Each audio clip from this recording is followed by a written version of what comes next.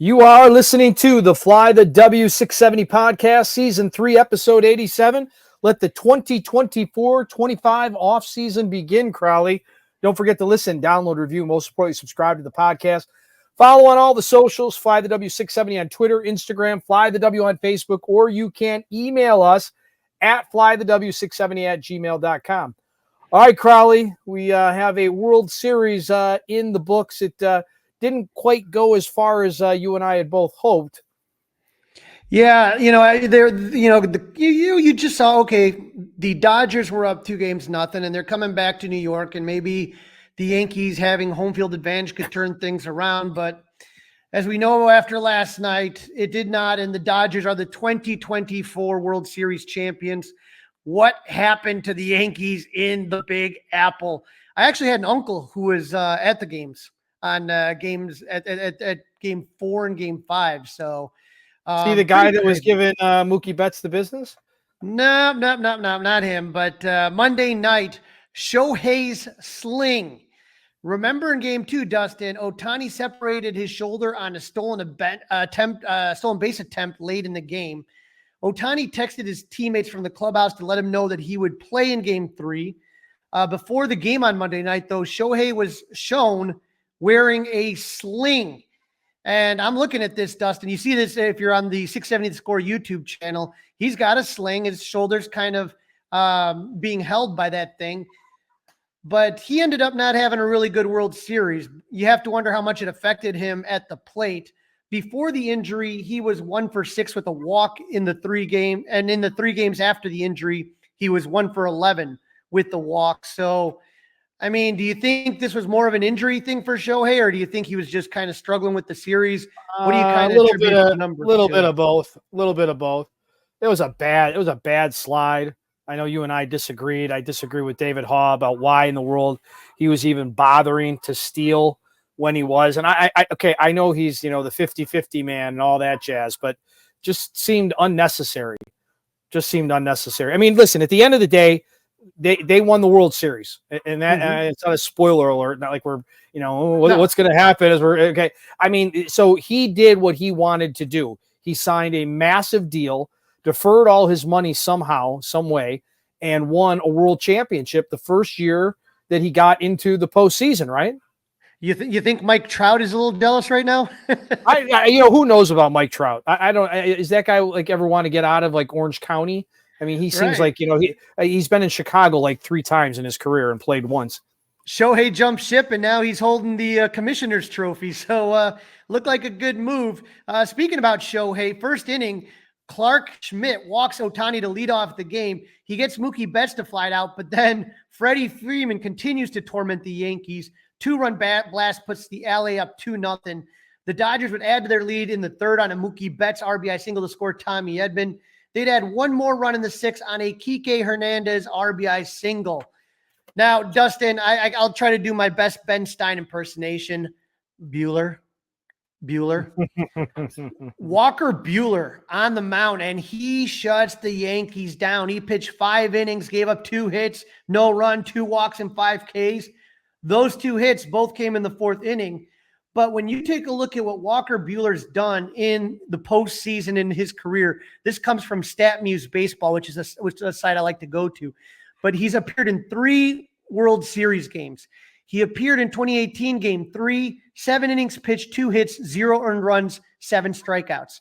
The last time the Dodgers won the World Series, 2020, he pitched in Game 3, 6 innings pitched, 3 hits, 1 earned run, 10 strikeouts. And then in Game 3 in 2024, 5 innings pitched, 2 hits, 0 earned runs, 5 strikeouts. There's going to be a couple of these guys on both teams that are free agents. Walker Bueller is one of them. Do you think he raised his stock up a little bit? Yeah, definitely. Yeah, and yes, he did. Don't you? I think so, man. He's going to be someone that people are going to be interested in. And again, when you have that kind of clutch performance in the postseason, especially if you're a team that thinks that you're, really close, he may be a really valuable piece, because you see it all the time, Dustin. Sometimes the stage is too big for some people, and other people seem to just Kike Hernandez, another guy. You don't sit there in the regular season going, oh, it's Kike Hernandez. Come October, that calendar changes. That dude changes into something else. Yeah, and great point. Great point. Now, I had a question. I wrote down a desperate send. The only time the Yankees got hits against Buehler was in the 4th inning with 1 out. Giancarlo Stanton doubled to left. Jazz Chisholm lined out for the 2nd out of the inning on a nice defensive play by Mookie Betts. But then Anthony Volpe singles to left. Teoscar Hernandez has the ball when the slow-footed Stanton rounds 3rd. Like, he has the ball as he's rounding. The third base coach sends Giancarlo, who's thrown out at home to end the inning. Do you think that was desperation, or do you think it was a good send and Hernandez just made a good throw? He made a great throw. They needed to get something going, right? They hadn't been scoring a whole lot of runs. They needed to get some type of a spark. And if I remember seeing the video correct, I think I remember Aaron Boone like waving the hand as well, like go, go, go, send him, send him, send him. So yeah. I think they were all talking about being a little more aggressive because of the lack of firepower so far. Yeah, and you hope that the guy makes a mistake, if he kind of throws it a little bit off, to one side of the base versus the other or something. But, Giancarlo can hit the ball a long way. He just is not the most fleet of foot, I'll tell you that much. But like you said, sometimes when you're down and you're trying to manufacture things, you're going to take those risks and hope it pays off. And it didn't. Teoscar made the throw. Catcher made a nice grab on the hop and a good tag, and that's that. Now, Dustin, one last shot. 9th inning, 1 out. Former White Sox Michael Kopech facing former Cub Anthony Rizzo. Rizzo wins this battle. He draws the walk. Wild pitch by Kopech moves Rizzo to 2nd. And then Austin Wells pops out for the 2nd out. But then Alex Verdugo homers to make it a 4-2 game. But it doesn't matter, Dustin. The Yankees lose game 3, 3-0. And that takes us to game 4 on Tuesday night. Do or die. You remember Star Wars, Han Solo, Never Tell Me the Odds? Yeah. Before the game, manager Aaron Boone said, hopefully we can go be this, have this be an amazing story and shock the world. But right now it's about trying to get a lead, trying to grab a game and force another one, and then on from there.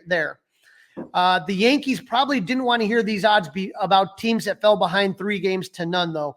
In all best-of-7 postseason series, teams taking a 3-0 lead have gone on to win 39 of 40 times, including 31 sweeps.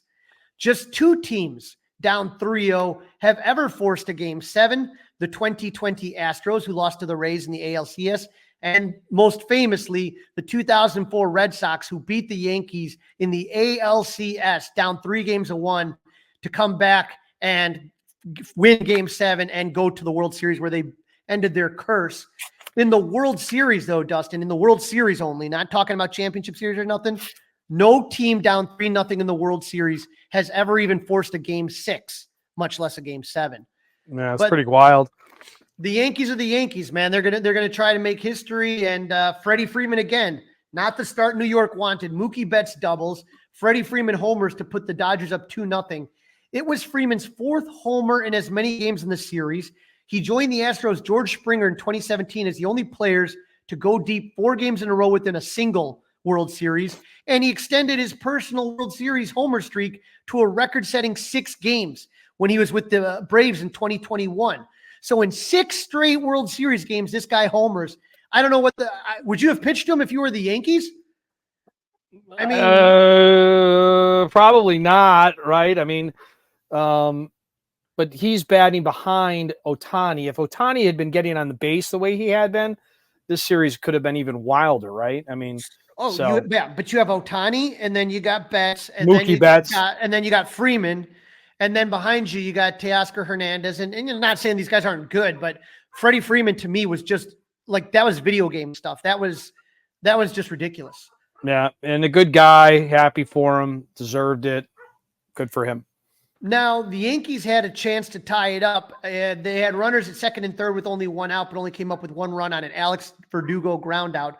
But it was Verdugo, the hometown kid from New Jersey, who grew up cheering for the Yanks, that gave his team the spark they needed. Bottom of the 3rd, 1 out. New York loads the bases on a hit-by-pitch single and walk. Anthony Rizzo pops out to 2nd when Volpe hits a grand slam. Yankee Stadium erupts, and New York takes a 5-2 lead. Dustin, in the 120 years that the World Series has been played, only 2 shortstops have ever hit grand slams. Anthony Volpe was the second. Who was the first?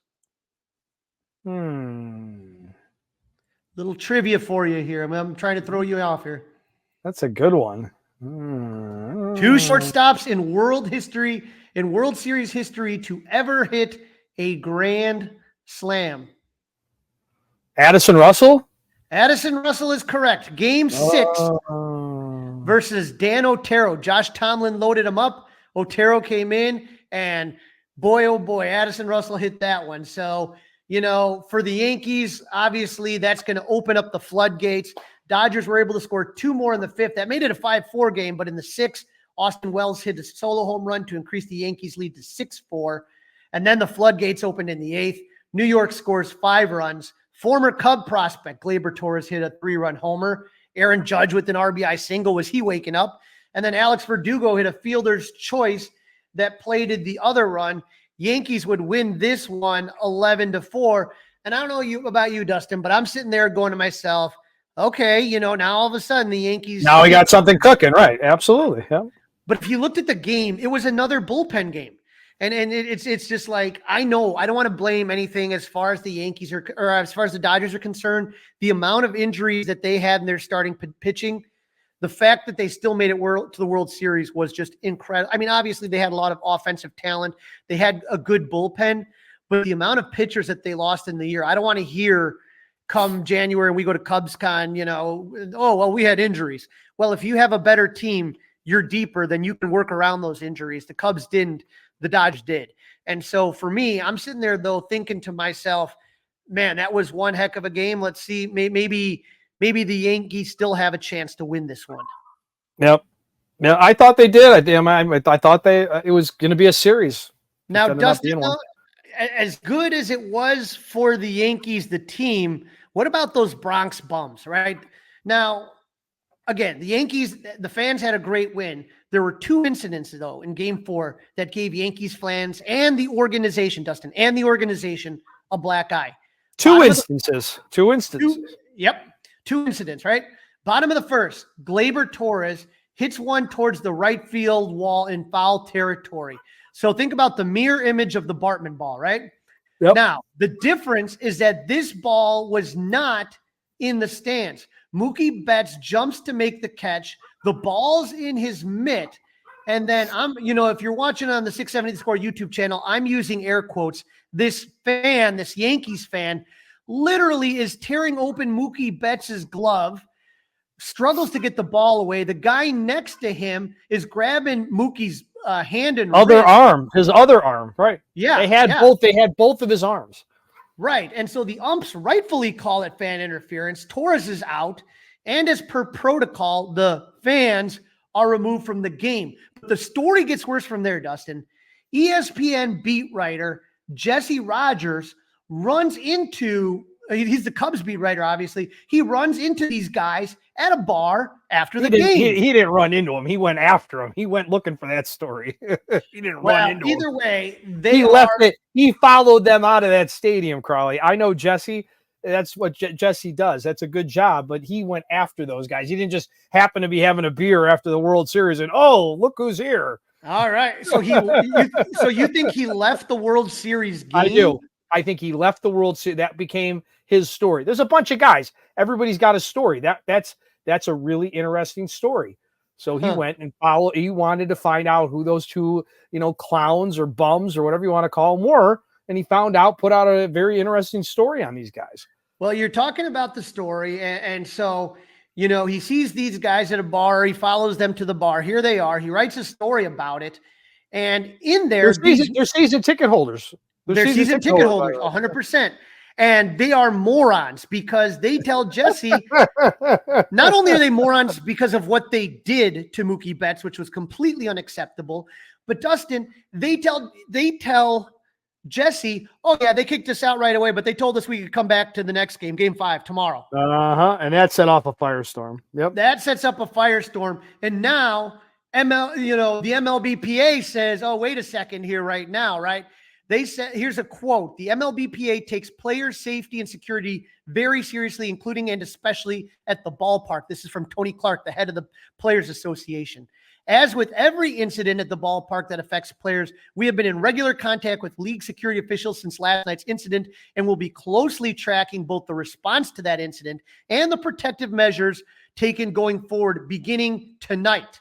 And so MLB, in no uncertain terms, tells the Yankees, these guys do not show up. We do not want these guys. Right. And I think that story didn't help. Like, I think if they would have kept their mouth shut and Jesse hadn't followed them, I think they might have been in the next night. Yes, because sir. Fox, as per usual, they didn't show those guys getting escorted out. They never showed a replay of it. They showed it when it happened. They made the comment they made, and they moved on. Right. And so they did end up giving those tickets to a kid who had cancer in his family. So they tried to do right on that. But Dustin, I wanted to, because you're in the media, I wanted to talk to you about this because I was interested about it. Former Royal and former Cub, Eric Hosmer 2015 World Series champion, has been very active on social media. He has a podcast on his own. And here is what he wrote. And this was in response to the Jesse Rogers story. And Jesse got a lot of flack, Dustin. He got a lot of flack online on social media. Well, some people thought he shouldn't have given them the attention. 100%. And Hosmer said, what a joke. Couple things here. I hope all current future players take note on how pro Mookie had handled the whole situation. And I agree with Hosmer on that. He also said, I also hope you guys start recognizing these type of reporters and stop giving them access and your time if this is what they choose to promote. Give them the boot, just like the pods gave Ken Rosenthal. Remember that situation? What a piece of crap article. And he used some emojis there. So Hosmer, I think those, I don't think it's fair. I think that the comparison of those two articles are very different articles. Hosmer is saying, so like you mentioned earlier, Fox did not show him getting escorted out. And I think Fox did a much better time this time, not replaying it to death like they did with Bartman, because they replayed that ad nauseum. That's how those of us in the fans, a lot of us didn't really kind of get to see because it happened so quick. And where my seats were, I had a difficult time. Well, but what's the difference between Bartman and that play? The umpires didn't call fan interference. Right. But Alou so that was why it became to try to get the ball. All right, I understand that, but I'm saying if the umpires, we'll call them refs, umpires, everybody knows what we're talking about. Had they called that on the Bartman play, who knows, right? I know one thing, it wouldn't have ruined that guy's life for 20 plus years. Right. I'm just saying, though, when a lot of people got mad because they kept showing it and the inning fell apart.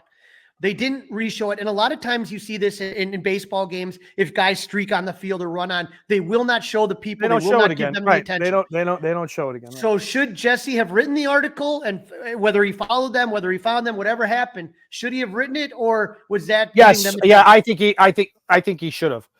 I have no problem with it. I was interested. Who are these guys? What were their intentions? Were they just fans? Were they malicious? I mean, are these like who are those, the father and son who jumped over and beat up Tom Gamboa from the White Sox fans, right? The Luigi brothers or the father and son, whoever those guys were, right? Yeah. Remember that? I'm just saying, if Jesse wouldn't have done it, I think those guys went on Barstool.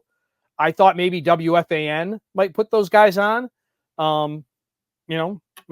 If I worked a morning show at The Score and this happened at Wrigley, I'd have been trying to chase those guys down. I'd have been trying to put them on the radio to find out, why in the world did you do this? Well, and not only that, it was premeditated. I mean, they talked about saying that they had a plan.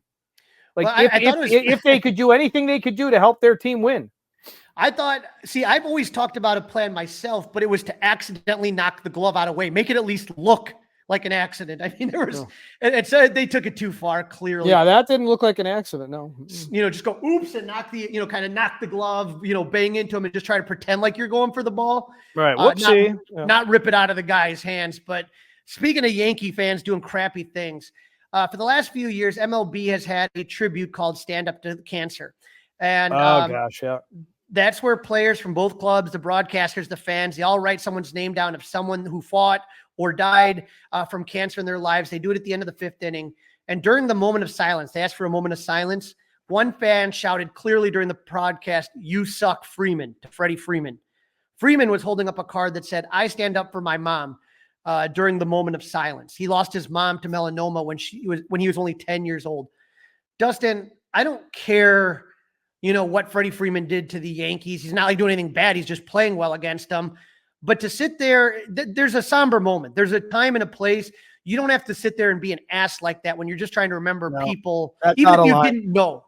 Even if you didn't know about Freddie's mom, just shut your mouth when that's going on. I've known too many people that have died of cancer. I had cancer myself. Just absolutely just unconscionable that both of those things happen in one game. Totally agree. I think, and honestly, I think the Freddie Freeman thing is actually worse. Yeah, they're both horrible. They're both, from fan decorum, from fan decorum, it's worse, the booing.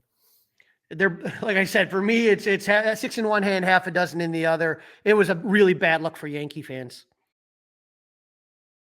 You are listening to the Fly the W670 podcast, episode 87 of season number 3. Let the 2024-25 offseason begin. Don't forget to leave us a 5-star review. Of course, you can email Crawly and I, flythew670@gmail.com, and you can watch us on the 670 The Score YouTube page. We get to game 5, though, Wednesday night, and, all rise, right? On a screen in the Yankees locker room after the game on Tuesday night was a message.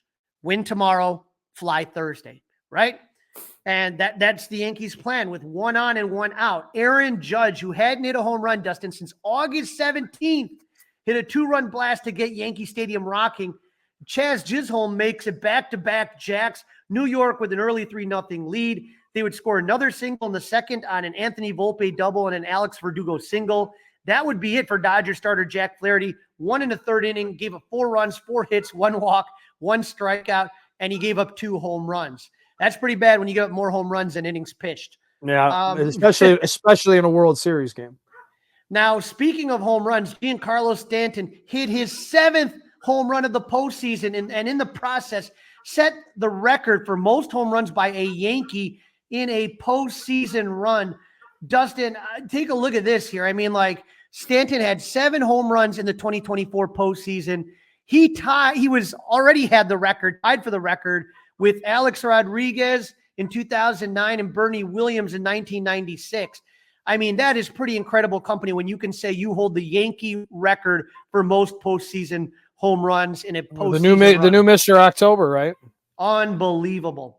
And Cole was rolling with the offense putting up a 5-spot. Cole Hamels was absolutely dealing. He had a no-hitter through 4, only gave up a walk in the 3rd and 1 in the 4th. He did have some help from his defense with Aaron Judge making a spectacular catch to rob Freddie Freeman of extra bases in a possible run. But Dustin, that takes us to what I am dubbing the Manhattan meltdown. The no-hitter. The no-hitter is finally broken up in the 5th when Kike Hernandez led off the inning with a single. Then Tommy Edman hits a lazy fly ball to center. Judge peeked for a second to look at Kike, and you got a 5-0. Who cares what Kike's doing? And he drops the ball. A lazy fly ball, he drops it. That was Aaron Judge's first error of the 2024 season, and it occurred in an elimination game in the World Series.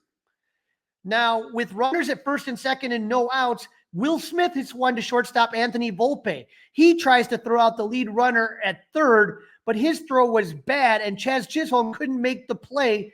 Bases loaded on a single and 2 errors. Cole then gets Gavin Lux and Shohei Ohtani to strike out. He throws the fastest pitches he's thrown the entire season. Chance to get out of it without giving up a run. Mookie Betts at the plate. Mookie hits a ball at our buddy, first baseman Anthony Rizzo. Now, understand that Rizzo's been playing with fractured fingers. He plays it cautiously. Cole does not cover first. He points for some reason at first, but he doesn't cover, and Betts beats Rizzo to the bag. So like I said, Cole points to the first base. Rizzo had said the ball had a lot of English, which is why he didn't charge the ball aggressively. Okay. Everyone's safe. A run scores. Yankees still lead 3-1, but now they've given the Dodgers 3 extra outs in the inning. Freddie Freeman hits a 2-run single. Teoscar Hernandez doubles. We got a tie game. Dustin, that has to be the worst half inning of defense in World Series history. Oh, yeah. Take a look at this stat here on Garrett Cole. I mean, when you're talking about Garrett Cole and what ended up happening here, I mean, I'm looking at this right here, and he is the first guy to ever give up 5 unearned runs since before World War II. Absolutely ridiculous. Before World War II, 5 unearned runs. Can you ever remember anything like that? No. And this is the problem, I believe, part of the problem with playing 3 games in a row in the World Series. I don't think that's a great idea. I think they should play 2, and they should take a day off, and then they should play the 3rd game. I disagree. I like it exactly as it is, and that way you don't get around. Because a lot of times in the postseason, people manipulate a lot of different things, and it's not like the game you watch during the regular season. 2-3-2, you get a day off to travel. That's what you do in Major League during the season. You play. And again, I think it was more of, Garrett Cole, I think, was gassed from the inning. I thought there was a lot of pressure on him, and I think he had a brain fart is what I think happened. Because everybody knows pitcher fielding drill. When you do the pitcher fielding drills in spring training, I've seen them, Dustin. They work on this stuff 1,000 times in spring training. He made a mistake. He made a mental error, in my opinion. Yeah, and again, I see it both. I see it both ways, but he could have busted his ass over there more. I also think Rizzo could have charged a little bit. I mean, it's a playoff game. There is no tomorrow, and you're also in a do or die situation. So get your rear end in good gear and go. Yep, like I think I don't know how much the fractured fingers affected him. He wasn't. We saw him not make a couple plays that we've known him to make. So how much the fingers made a difference, I don't know. So Dustin, it's a new ball game, all tied up. Game's back at even, but surprisingly, even after a 30-pitch top of the 5th inning, Garrett Cole's still in the game in the 6th. He pitches the 6th, and he faces 3 batters in the 7th before getting pulled. He was in line for the win after a Giancarlo stacked fly put the Yankees back up 6-5 in the 6th. How surprised were you that Aaron Boone let Cole throw 108 pitches? Well, there is no tomorrow. There is no tomorrow. I'm not. There's that no surprised. tomorrow, but plus he got killed. He got killed in game 1 for only letting him throw 88 pitches. Wow. I mean, why is Marcus Stroman in the lineup or in the roster? I mean, I don't know. I'm just saying, after 30 very high stress pitches, I couldn't believe he came back out. That's a lot. I guarantee Cole told him he was fine. He'd go back out. All right. Either way, this is the end here because the top of the 8th, Clay Holmes comes into the game. He doesn't retire a single hitter, gives up 2 singles and a walk. Aaron Boone goes to his closer, Luke Weaver. Gavin Lux hits a sac fly to tie the game. Tommy Edman moves to 3rd. Then Austin Wells was called for catcher interference. I mean, the Yankees just shooting themselves in the foot. That allowed a struggling Ohtani to go to 1st. Mookie Betts hits a sac fly. Dodgers take their first lead of the ball game in the 8th inning. The Yankees had a chance to tie it up in the bottom of the 8th.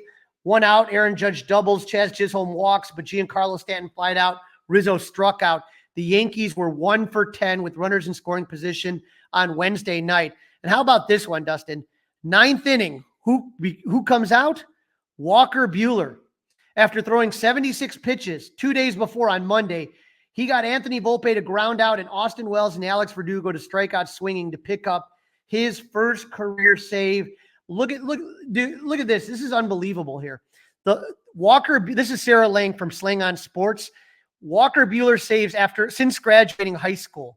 The last time he had a save was he had one May 11th, 2013 for Vanderbilt as a freshman, a 3-inning save. August 13th, 2017 for the AAA Oklahoma City Dodgers. That was the last time, August 13th, 2017, that he had a save. And then game 5 to clinch in the World Series in 2024. But Dustin, let me ask you a question here.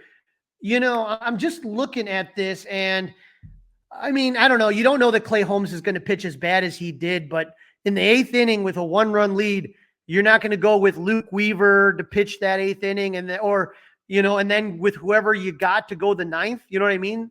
Yeah, it's odd. Yeah, it's odd. But we were talking earlier about Buehler. I mean, this is another, great thing to put on his resume, right? 100%. And so, Dustin, there's no question by anyone who the World Series MVP was. Freddie Freeman. Oh, gosh, no. Gosh, no. Hit 300, 4 home runs, 12 RBIs to tie a World Series record. I mean, just how awesome for him. But Dustin, you know, when we talk about this postseason, and we talked about this before the series started, I thought it would go 7 games. You said 6. For the TV, radio, podcast, for the media, not for the fans, but for the media, did the World Series live up to the hype, in your opinion? No, because Ohtani and Judge were not as big of factors as, you know, we had hoped. 2 MVPs head to head, different teams. Obviously, they did that, so that was part of the problem. But I'll tell you, you know, Game 1 was epic, and Game 5 was epic. Now, unfortunately, Game 5 was epic for all the wrong reasons, but it was still epic. It's a game you'll remember. And after watching this postseason, how far away do you think the Cubs are from being a legit contender? You watched, like, to me, I would argue that 2024, I would put that up there as one of the best postseasons. I'm talking about all the series. We saw a lot of great teams in there. How close do you think the Cubs are to that? More than Juan Soto. Juan Soto in the Cubs lineup as currently constructed, I don't know that it gets you to that game last night. It'll get you to the postseason. You just don't think it'll get you to the World Series. Correct. You know, I agree with you. And I think that what Jed Hoyer and Tom Ricketts and Carter Hawkins all put their hat on are teams like Arizona that kind of come out of nowhere and have a hot run. You know what I mean? Like when you talk about the Dodgers, one of the highest payrolls, one of the best teams, no doubt about it. The year before that, the Texas Rangers, same thing, very high payroll. They went all in.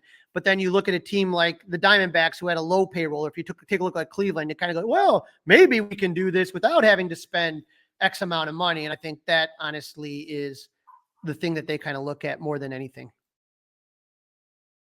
You are listening to the Fly the W670 podcast, episode 87 of season number 3. Let the 2024-25 offseason begin.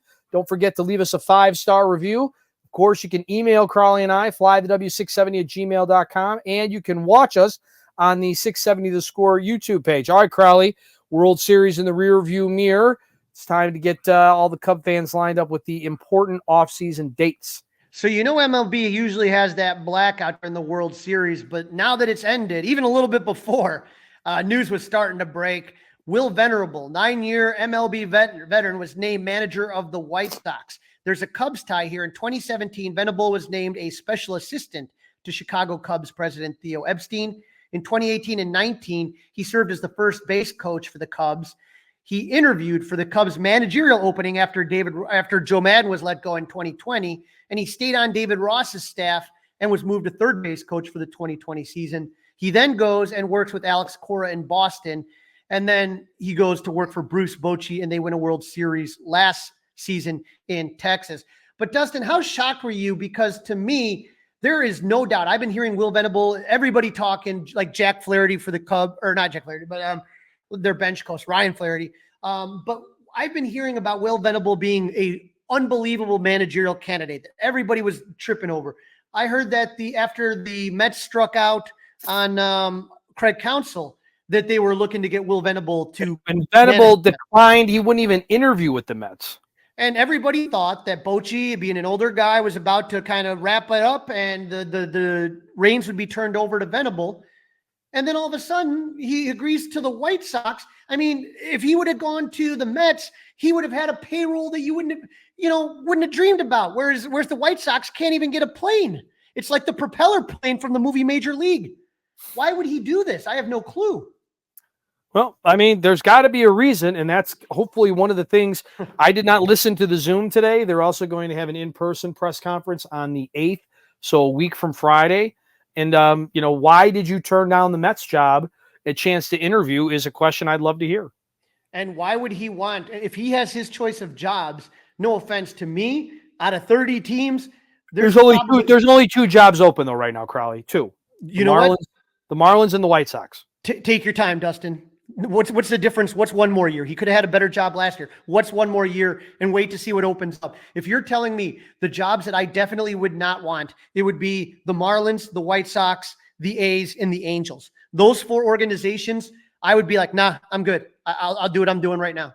He would have gotten a job at some point in time in a much better situation. I think he's crazy for taking this. Maybe he'll prove me wrong. I don't know.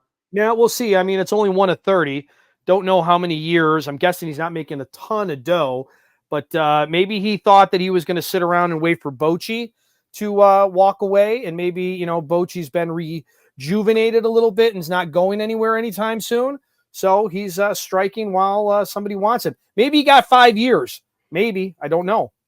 I'm telling you, the Mets would have hired him today. They would have fired their manager today and hired him, I think. But that means that the White Sox got a good guy then, right? I mean, yeah, I think they got a good guy, but it is going to be a lot of heavy lifting, Dustin. A lot. This is not Joe Madden coming in 2015 with the building blocks all there and a couple free agents away. This is a complete overhaul, and this is going to be. I don't see the Sox being relevant in postseason talk for another at least 3 to 4 years. Probably right. So there's some rumors out there that the Cubs have added to their coaching staff after they had let some guys go. Yeah, Willie Harris. We know waving Willie and the Cubs parted amicably. The Athletic, PJ. Can anybody depart amicably, really? I mean. Yeah, right. You know, but the Athletic reported that the Cubs are planning to hire Quentin Berry, who at one time played for the Cubs, as the new third base coach. And not only is he going to be the third base coach, he has expertise in base running. He served as the base running coordinator for the Brewers minor league system. He coached with Craig Counsell previously in Milwaukee. Now, Dustin, per Jordan Bastian, the Brewers finished second in the majors with 217 stolen bases, only behind the Nationals' 223. The Milwaukee led MLB in base running runs above average, 19.7. Third in baseball in stolen rate success rate, tied for third with 33% run scoring rate. Percentage of times a base runner went on to score.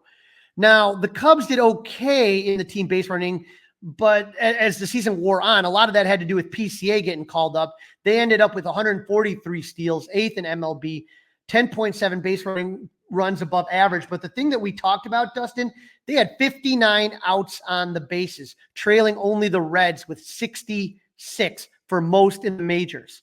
No. Do you know who was in charge of the base running? Willie Harris. Mike Napoli, the first base coach. He gone. So who was also let go along with Harris. Yeah, Willie was an outfield coach, right? Yeah. And so Barry also was an outfield coach for the Milwaukee Brewers system. So right now with this hire of Quentin Berry, you take care of the outfield coaching situation and you take care of base running coaching. So I'm super excited to see what Quentin Berry, if you remember, Dustin was a phenomenal base runner. And so I'm really curious to see how that goes. We also, Dustin, have our first move of the season. That goes to the Braves, who traded former Cub Jorge Soler to Anaheim for right-handed pitcher Griffin Canning. I wonder who the Braves will trade next postseason to get Jorge Soler. I don't know. They seem to really, really love getting him, but then they seem to really, really don't mind letting him go. Yeah, very, very odd, right? Very, very odd. Now, Dustin, we got some dates, and they do affect Cubs and Cub fans.